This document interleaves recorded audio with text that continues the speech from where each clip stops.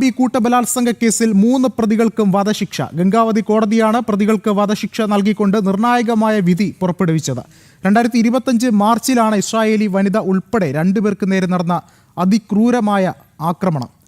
കൂടുതൽ വിവരങ്ങളുമായി നന്ദഗോപൻ ചേർന്നുണ്ട്. നന്ദൻ, എന്തായാലും രാജ്യത്തെ തന്നെ ഞെട്ടിച്ച ഒരു ക്രൂരകൃത്യം, അതിൽ കൃത്യമായ ഒരു ശിക്ഷാ നടപടി ഉണ്ടാവുകയാണ്. എന്തൊക്കെയാണ് മറ്റു വിവരങ്ങൾ?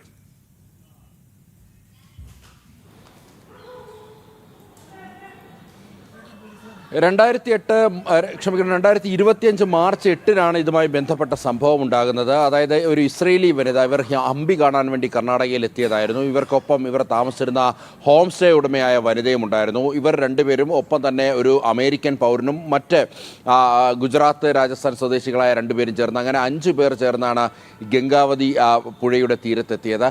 തുടർന്ന് അവിടേക്ക് ഒരു മോട്ടോർ സൈക്കിളിൽ 3 പേർ എത്തുകയും ഇവരോട് പണം ആവശ്യപ്പെടുകയും ചെയ്തു. പണം നൽകില്ല എന്ന് പറഞ്ഞതോടുകൂടി ഈ പുരുഷന്മാരെ 3 പേരെയും ഇവർ കനാലിലേക്ക് തള്ളുകയായിരുന്നു. പിന്നീട് ഈ 2 വനിതകളെയും കൂട്ടബലാത്സംഗത്തിന് ഇരയാക്കുകയായിരുന്നു.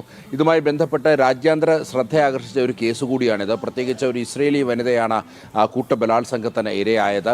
ഇതുമായി ബന്ധപ്പെട്ട് പ്രോസിക്യൂഷൻ പ്രധാനമായും ഉയർത്തിയ വാദം, ഇത് റെയർ ആയിട്ടുള്ള കേസാണ്, അല്ലെങ്കിൽ അപൂർവങ്ങളിൽ അപൂർവമായ കേസാണ്. അതുകൊണ്ട് പ്രതികൾക്ക് വധശിക്ഷ നൽകണമെന്നുള്ളതായിരുന്നു പ്രോസിക്യൂഷൻ ആവശ്യം. ഇത് ഗംഗാവതി കോടതി അംഗീകരിക്കുകയായിരുന്നു. തുംഗഭദ്ര നദീതീരത്തായിരുന്നു ഇവർ പ്രധാനമായും ഈ ഉല്ലസത്തിന് വേണ്ടി എത്തിയിരുന്നത്. തുടർന്നായിരുന്നു ഈ ആക്രമണം ഉണ്ടായിരുന്നത്.